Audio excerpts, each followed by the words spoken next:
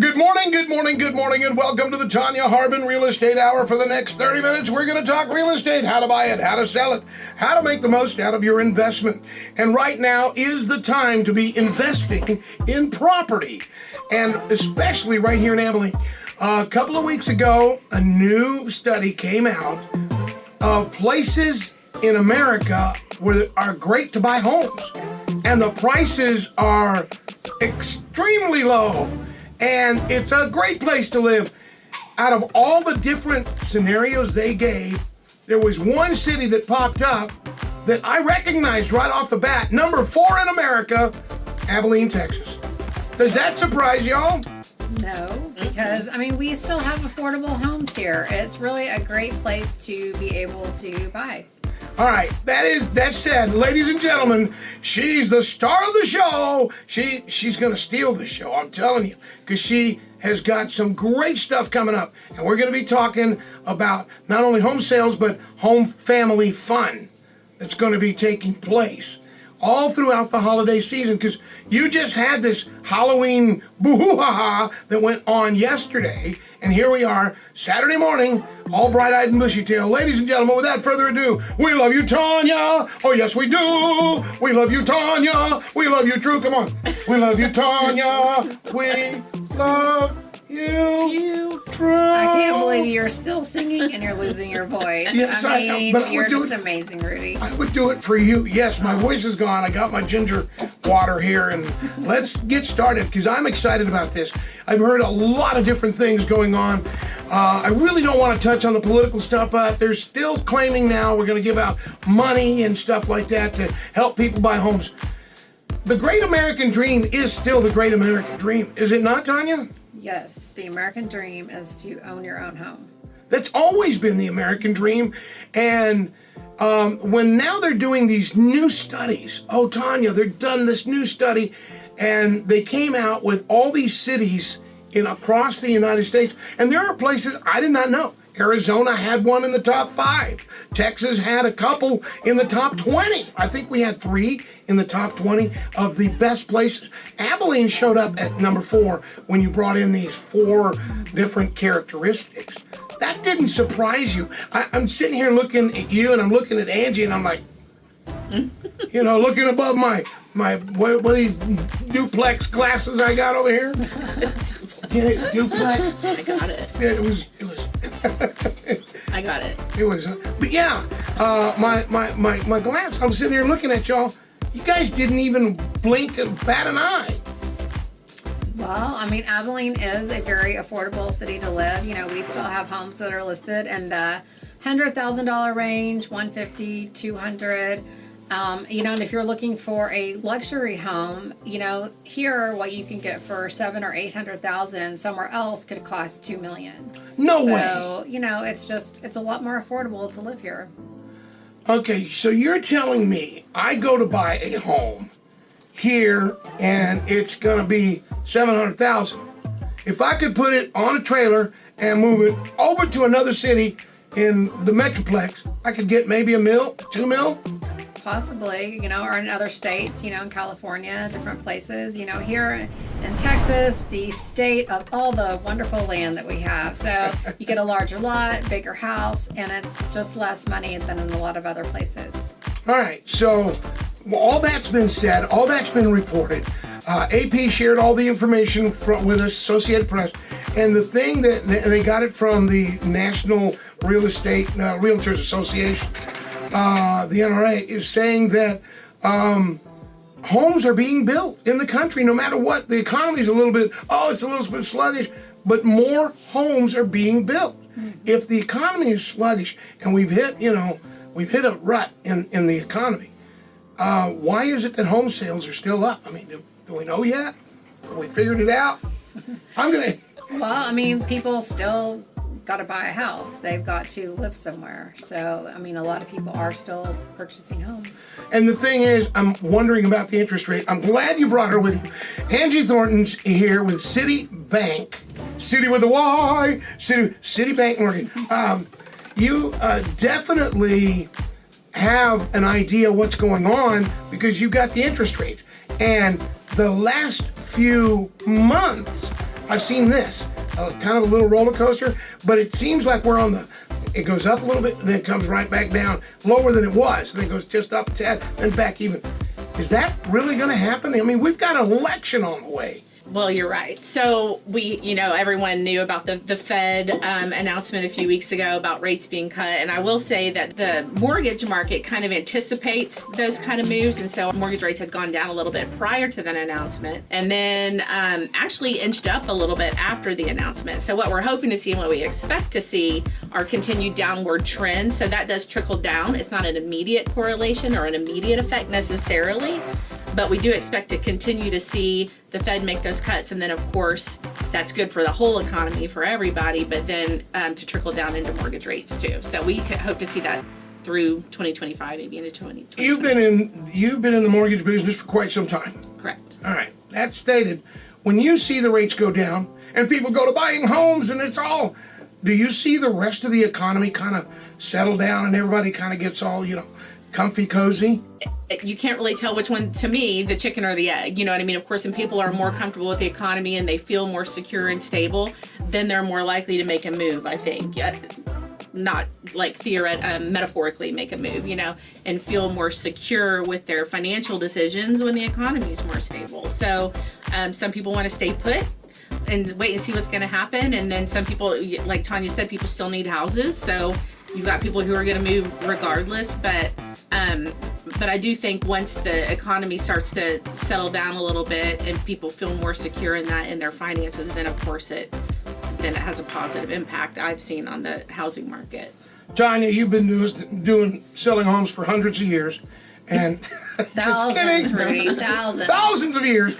You've literally sold, I'm going to say thousands of homes.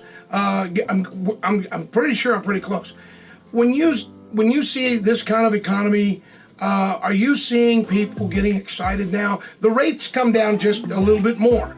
Are people getting excited? Are they buying homes? I think people are getting more excited about buying a home since interest rates, it was not long ago, they hit almost 8%. We did see some 8% loans. So, being back in the 5s and the 6s has really helped people. I think if you're a buyer, honestly, right now is a really good time to buy because we do still have people that are waiting. I mean, this happens every election year. They're just waiting for the election and then they're going to decide what to do. And then, whoever wins, and, people start buying again. Yes. Just how it goes. So honestly, right now is like the best time to buy because there's not as many people in the market as there will be right after the election. All right. Especially with rates going down. Right. You being a realtor, we keep hearing you brought up the election and whoever wins.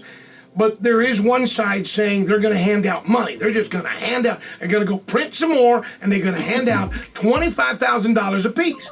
My question is, will that, being that we have more people now that got a down payment, $25,000, good chunk of change, especially if you're buying a $150,000 home, a good chunk of change, is that going to affect the market? Will the homes prices go up or down? And then in the second, Angie, will it affect the interest rate? So, here's the deal. I mean, if that did come into play, I'm sure there's going to be a lot of restrictions with it, so, how are you going to qualify for that money? We have a lot of different things right now where you can get down payment assistance, but it's based on your income, just lots of different things. So I don't know what all that will entail.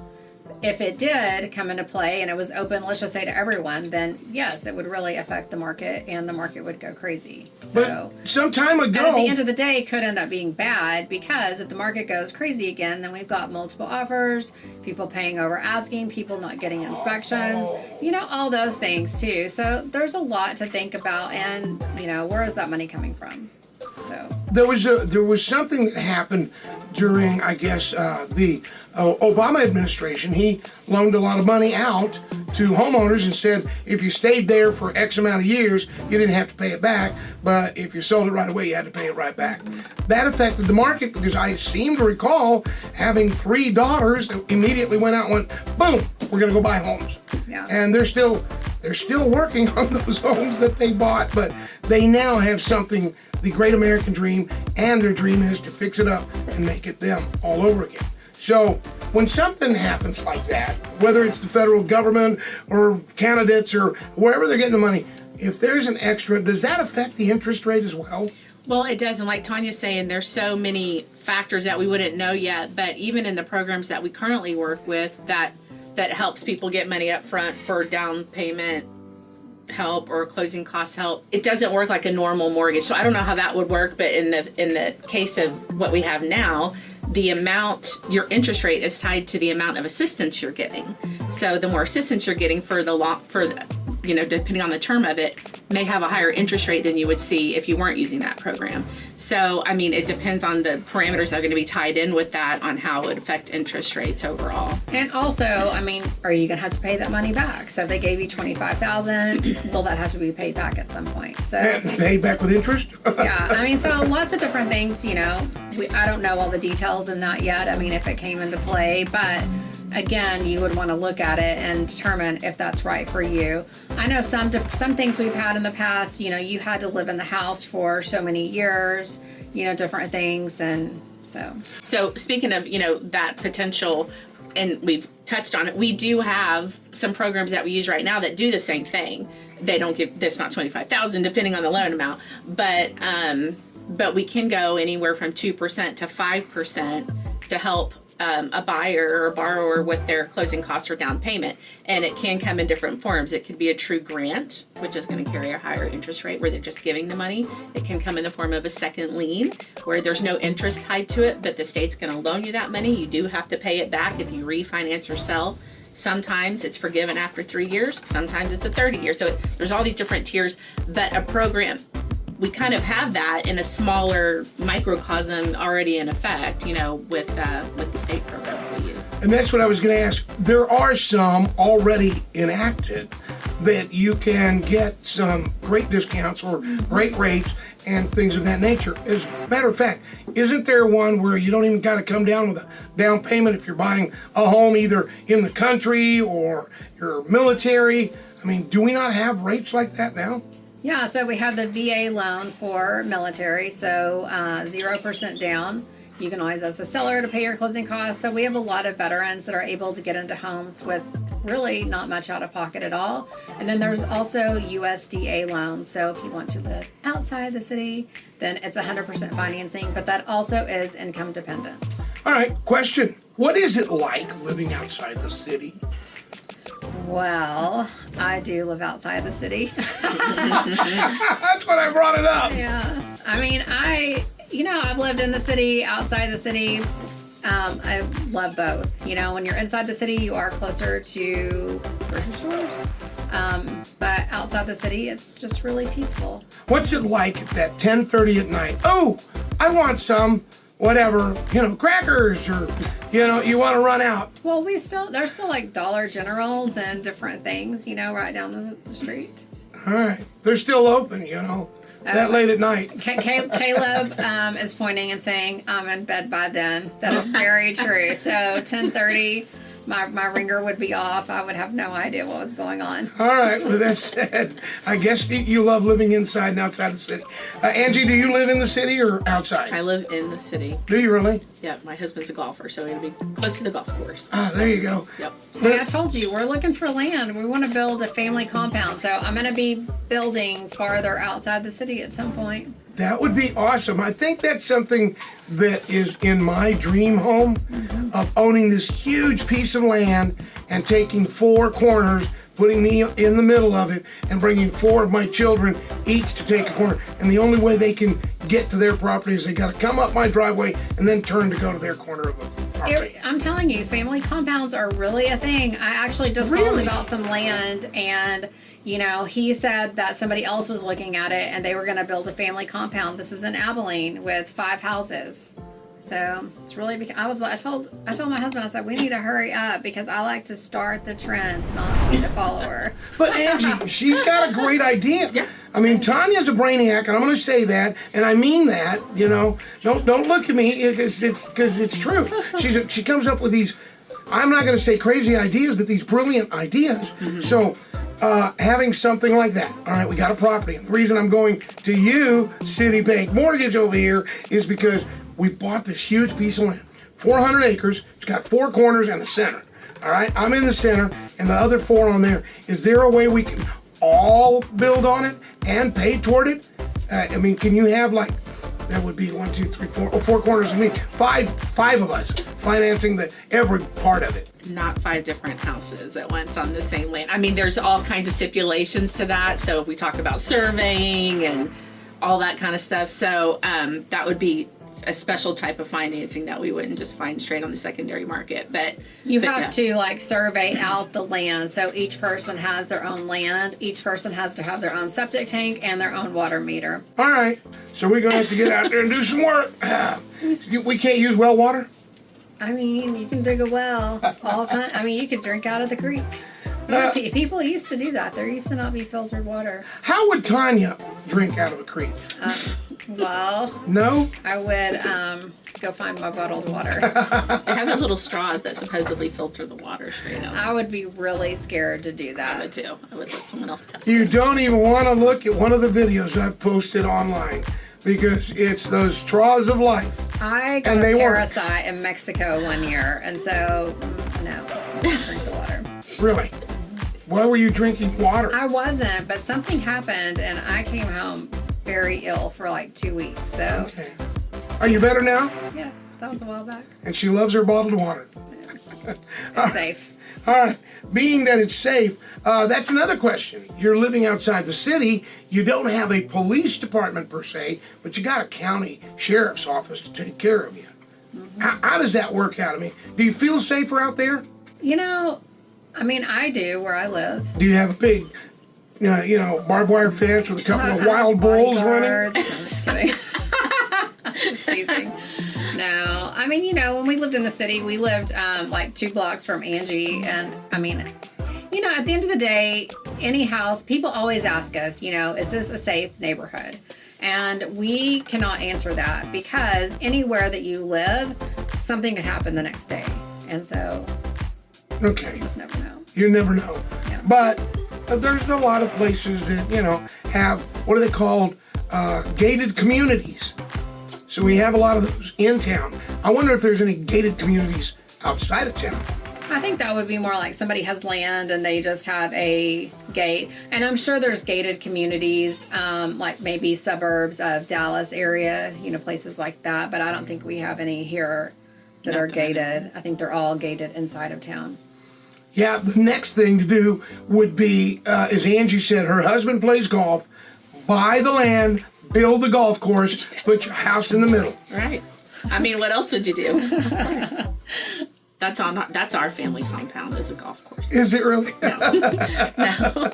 I will say though, my son-in-law's family did that. They went out and bought they sold their home, went out and bought a bunch of acreage with the thought that that's what they're going to do too, is have a Family compound with a golf course? I don't know if the kids agree with it yet, but Well, okay. the parents are on. Because somebody's got to mow the grass. It gets pretty That is crazy. true. The housing market, we're getting closer to election time. I hate to keep bringing up the E word, but it's also going to be something that is going to affect the holidays, because every time we have an election or every time the holidays comes around, it's home sale time, is it not? That's right. All right, so are you showing more homes during the winter months here since after COVID now than we were before? I mean, we are pretty busy almost all year round. The summer is definitely the busiest just because people like to move whenever school's out. But there's still a lot of people that, are looking, right now they want to be in a new house before Christmas, before the holidays. So there are still a lot of people that are looking. All right, that stated, you're wanting to buy a house this weekend. I want to go look because you never know. I want to make sure that I have my eyes on one. So you have, I guess, open houses, correct? Mm-hmm. How many would you have this weekend? 8. Wow. All right. So you got 8. If I go out and check it out this weekend, say, hey, I'm interested in that. What do I got to do as a future home buyer? My wife and I want to buy this property you're showing. And we just want to, hold it for a little while. Is it possible to do that? Well, first you'd want to call Angie, get pre-approved, find out, what loan type you're going to do, make sure that you have the money for that down payment. So if it's FHA or conventional, unless you're military, and it's VA, so lots of different things. And then do you have the money for closing costs? Is this house affordable? Does it fit into what you want your payment to be every month? And then after that, we write up a contract and kind of go from there. But again, I always think the most important step is finding out what you're approved for, because, rates have gone down, which is amazing, because that really does make a huge effect on what your monthly payment is. And I think that's so important, is your monthly payment and what you're good paying, because nobody wants to be house poor. So, and there's a big difference, and I agree with the pre-qualification standpoint, because it's kind of like if you go out Christmas shopping and you don't know how much money you have in the bank. You know what I mean? It's like you want to know. And not only that, but just because you qualify for X amount doesn't mean that's what's going to fit comfortably in your budget. So we want to talk through that with you and make sure and we go down to, when we know the house, we can look at the property taxes, we can look at what the insurance is going to be, pretty specific to that house, and get pretty close numbers for what the estimated monthly payment would be. So I come to you, Citibank Mortgage with a Y, City with a Y. Right. I come to Angie Thornton, and she says, you're going to be approved for X amount of dollars. Just because I'm approved for $175,000 doesn't necessarily mean that I'm going to get into a $175,000 home, does it?